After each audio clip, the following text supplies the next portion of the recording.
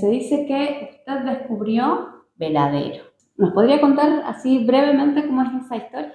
Empecemos por aclarar que los yacimientos, o en este caso la mina Veladero, no es un punto fijo, no es un momento especial de la historia, es un proceso, es una película donde hay muchos actores. Y yo encabezaba el equipo del grupo explorador, pero teníamos un jefe que estaba en Buenos Aires, los dueños que estaban en Canadá en ese momento, en Vancouver, Grupo Lundin, y había muchos geólogos, muchos técnicos, muchos ayudantes, la gente del campamento, los perforistas, los que hacían los análisis de la roca, todos son los descubridores. Es decir, no hay una persona, se puede personificar en alguien que tiene una responsabilidad mayor o por alguna razón me tocó encabezar ese equipo. No quiero renegar de ese mote porque me pone muy orgulloso, pero hay que decir las cosas como son. Y no es un momento, es un proceso. Yo conozco Veladero desde muy joven, con minería de la provincia, haciendo unos primeros viajes como un ayudante, mediados de los 80. Y por suerte formo parte del primer grupo técnico como subgerente de gestión del IPEM, el famoso primer IPEM del año 89-90. Yo trabajaba en minería, me adscriben o me mandan, digamos, destinado al IPEM a realizar los pliegos de la licitación y ahí compilamos toda la información, no solamente de Veladero, sino de todas las áreas de reserva. Y se empezaron con los primeros intentos de licitación en el año 90. No pasó nada hasta que prácticamente estaba al salir la ley de inversiones mineras a principios del 93. La ley se realizó, salió a la luz en mayo, la licitación del IPEM tomó curso final en febrero. Y nosotros con un grupo muy latente de una empresa de formación que se llamaba Argentina Gold Corporation, empresa canadiense del grupo Lundin, compramos el pliego primero solos y a los poquitos días antes del cierre del concurso se presenta Compañía Minera San José, que estaba siendo, no lo sabíamos, pero estaba siendo adquirida en ese momento junto con LAC Minerals, que era la empresa madre en Chile, por Barrick, que, convengamos, era una Barrick inicial. Barrick se había formado a fines de los 80 en Canadá y era una empresa relativamente joven. Ese concurso tardó 18 meses en dirimirse, tuvo el tema del juicio político a Escobar en el medio, con la intervención de Rojas, el gobernador Rojas, y durante la intervención de Rojas se intervino el IPEM. Y llegamos a septiembre, 21 de septiembre del 94, han hecho hace poquito 31 años, comienza Veladero, porque ahí nos conceden las dos áreas, Veladero y del Carmen, en un acto en el Salón Blanco con Menem y toda la gente de las empresas, y en ese mismo acto nos conceden las áreas a nuestra empresa y nos indican que había que formar una sociedad entre Argentina Gold y Barrick para llevar adelante cada una área. Barrick tuvo la opción y eligió del Carmen. Nosotros nos quedamos con Veladero y estuvimos muy felices de quedarnos con Veladero porque había algo que nos indicaba, no era demasiado técnico, pero había algo que nos indicaba un potencial significativo. ¿Cuánto hay de corazonada en este tipo de...? En ese momento mucho de los dos lados, tanto de Barrick para elegir Carmen como nosotros para quedarnos contentos con Veladero.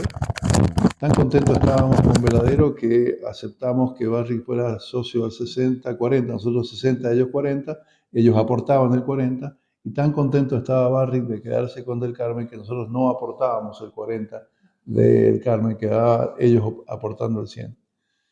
Esa es la realidad en los papeles. Comienza la exploración en noviembre del 94 en ambas áreas. Ellos tienen muchos avances rápidamente, nosotros tenemos muy pocos avances rápidamente, al punto que prácticamente el proyecto estaba en duda, porque los resultados iniciales a lomo de mula, muestreando desde Veladero Sur hacia el norte, no tenían muy buenos resultados.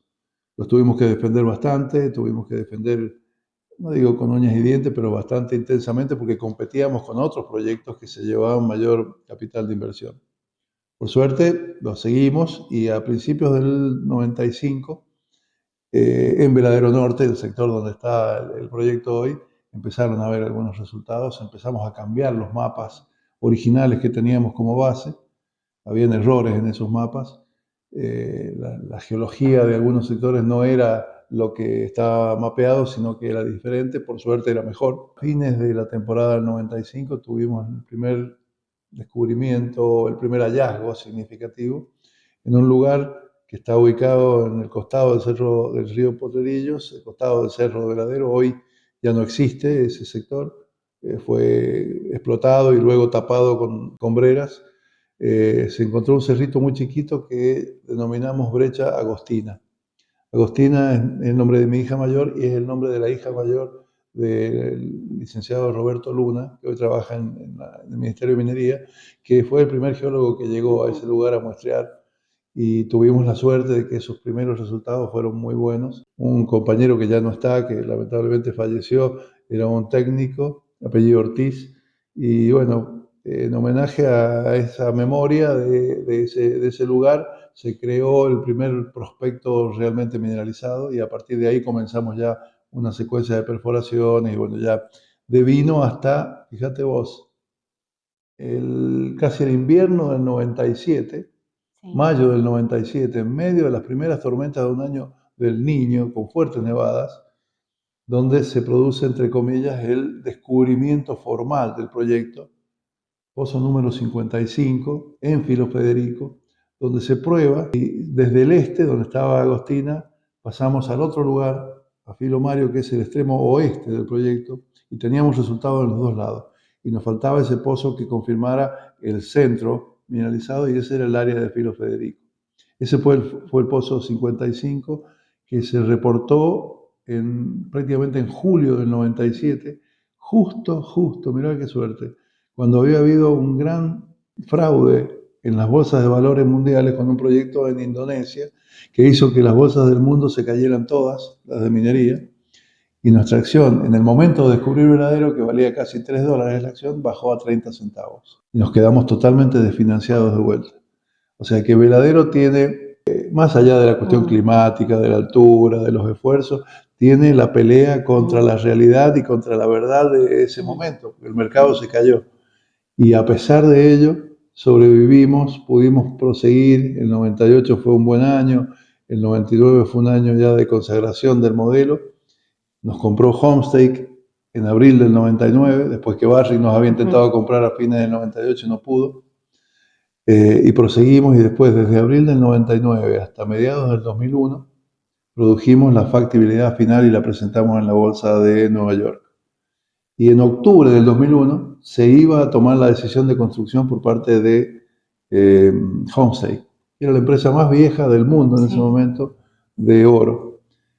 En junio del 2001 se avisó, se publicó en su momento la fusión de Homestake y Barrick, que luego fue obviamente la compra de Barrick a Homestake.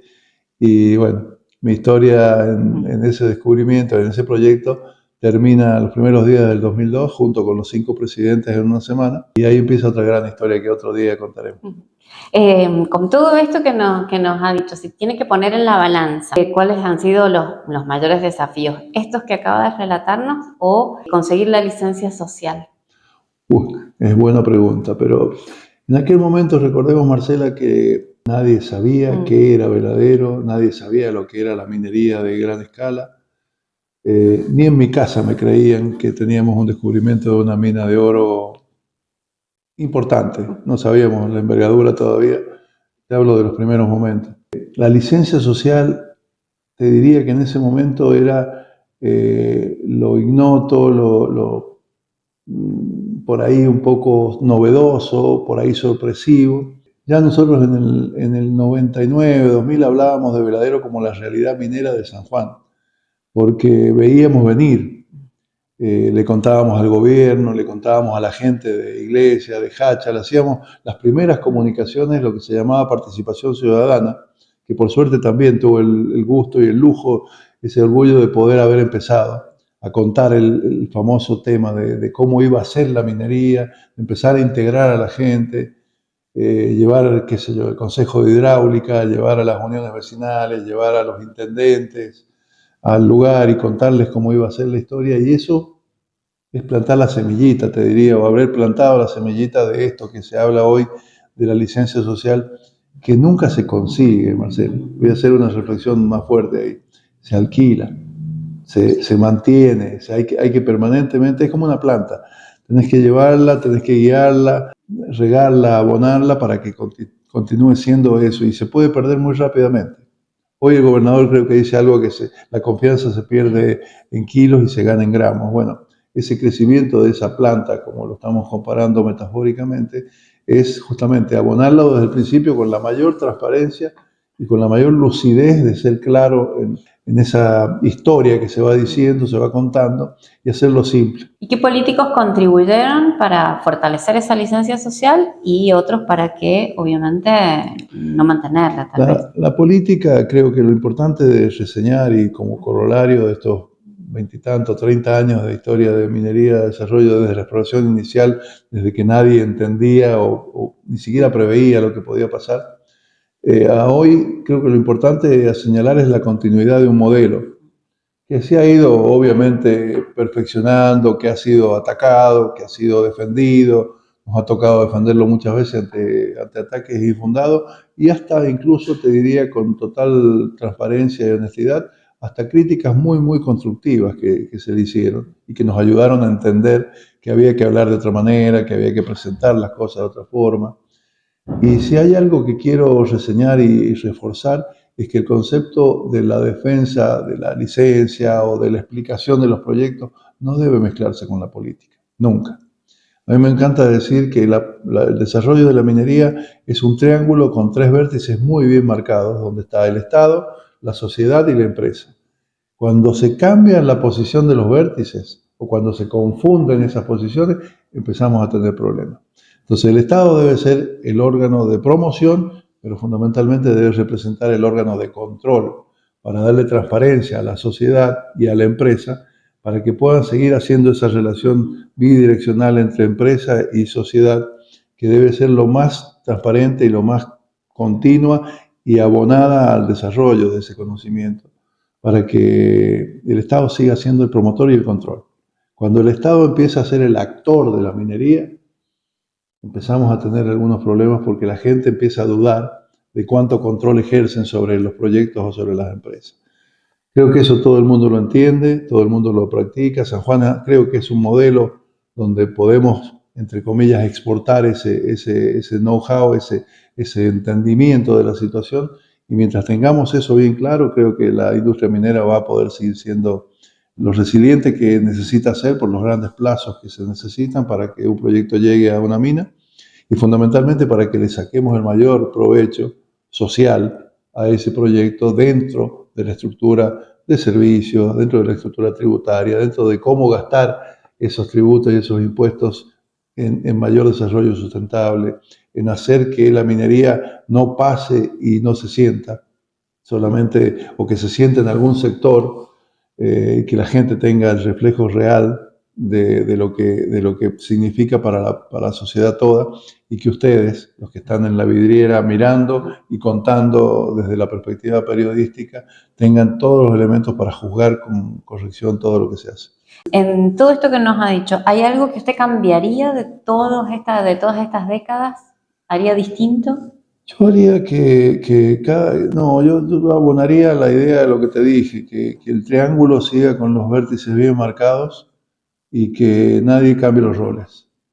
Quizás por eso nunca me interesó un cargo de funcionario. Preferí siempre estar del lado de la industria, del lado de la empresa. No porque no quisiera o porque no me gustara por ahí aportar algún dato, que lo he hecho siempre con cualquiera de los gobiernos, siempre a través de la Cámara o a través del profesional individual, han tenido la posibilidad y la tienen de consultar y de preguntarnos qué pensamos sobre algo, y estamos siempre dispuestos a dar la mejor opinión o lo que tenga mejores consecuencias para el desarrollo de la actividad. Y fundamentalmente abonar esa idea de que la licencia no hay que perderla y hay que todos los días lustrarla y cuidarla para que siga siendo lo que necesitamos y abonarla para que crezcamos. Hoy estamos con un montón de proyectos que necesitan fundamentalmente eso. El mundo está mirando San Juan y está mirando el desarrollo de todas las variables de la minería, no solamente los proyectos, del hecho de que hay un Estado que apoya, del hecho de que hay entidades que controlan, de que hay laboratorios que controlan, de que hay una sociedad instruida que ejerce también un cierto control y que cuida la industria, los proveedores que también quieren participar y que es totalmente lógico, que deben crecer, debemos crecer todos a la par de la industria.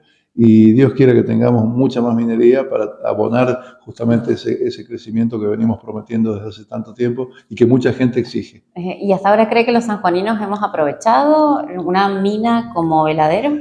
Por supuesto que siempre con el diario del lunes se puede hacer mucho más. Creo que el crecimiento de la industria en Argentina pasa por San Juan, fundamentalmente, y pasa por el aprendizaje que ha hecho nuestra sociedad, nuestra participación tanto en servicios como bienes, como integración de profesionales de las universidades. Hoy tenemos una cantidad impresionante de gente vinculada ya a la minería y con gente estudiando para vincularse a la minería. En ambas universidades, en las escuelas técnicas, tenemos un concepto social del desarrollo minero que es totalmente diferente y muchísimo más avanzado que en muchas otras regiones, ni siquiera del país, de muchos sectores donde la minería tiene esa actitud. Me contaba un amigo que está en Perú en este momento, en Perumín, que salimos en todos los gráficos como principales actores de la minería latinoamericana y sale San Juan, ojo. Entonces tenemos una gran responsabilidad. Hace muchos años, cuando íbamos a estos eventos, no se hablaba de la posibilidad minera de Argentina, no se hablaba de San Juan, nadie conocía dónde quedaba San Juan y si lo sabían era porque habían tomado un vino o habían escuchado algo de la Fiesta del Sol, tal vez, pero nada más. No había minería para Argentina, no había minería para San Juan. Hoy el mundo nos mira. Tenemos esa gran responsabilidad de sostener el crecimiento, de sostener la licencia, de sostener el uso de los proveedores de los locales, de insertar más gente local, de producir lo que todo el mundo ansía y que es, porque no todo el mundo quiere la minería por una cuestión de amor a la profesión. Hay una integración económica y hay una movilidad social que se debe a la minería, que no hay que abandonar ese objetivo. Así que creo que ese es el punto grueso y si hay algo que no nos tenemos que olvidar, los que ya peinamos canas de minería, es justamente que lo que se ha logrado no es nada si no lo preservamos. ¿Cuál fue el peor error, la mejor virtud de todas las decisiones que se han tomado pensando en Veladero? Los peores errores fueron comunicacionales. Y ustedes, cuando digo ustedes, digo el sector, nos lo hizo ver, nos lo endilgaron muy bien. Y creo que de alguna manera, quizás, obviamente, salvar un error siempre es atemporal, siempre no es en el momento correcto, por eso fue un error. Pero creo que hoy hemos aprendido a los golpazos, pero hemos aprendido de alguna manera a comunicar mejor y a hablar mejor de la minería, a hablar más simple, a hablar más tranquilos, con más transparencia, si se quiere, no porque hayamos escondido nada, sino porque no sabíamos hacerlo. Hemos aprendido y ahora ustedes son parte fundamental de cómo se habla de la minería y qué se pregunta. De hecho, estas preguntas así lo están demostrando. ¿Cuánto más tenemos que aprender? Y esto es una escuela de todos los días y la minería, como todas las actividades, se van perfeccionando y hace falta muchísimo mejor diálogo para que nos entiendan, para que las críticas en lo posible sean constructivas y no destructivas, para que abonemos lo que te decía recién de la movilidad social, de la necesidad de trabajo, de la necesidad de mejora significativa del sector y de la inclusión de todo, de las mujeres, de los sectores, de las comunidades, de las empresas, de las comunidades, pero ojo, de las comunidades reales, no los que se disfrazan de comunidades, ¿no? ¿Y la virtud? Y la virtud quizás es la misma historia, de reaccionar con transparencia a la mejora. Se habla de la mejora continua, pero bueno, la mejora siempre son como pequeños saltos de calidad que uno va aprendiendo, quizás a los golpes en algunos casos. Creo que la tecnología también ha permitido mejorar mucho lo que es la exploración y el desarrollo de todo lo que viene. Hay empresas locales muy bien integradas a eso. Y te diría que la virtud de los mineros es la resiliencia. Y esa es la que no hay que abandonar. 1000 veces te pegas en la cabeza y es no.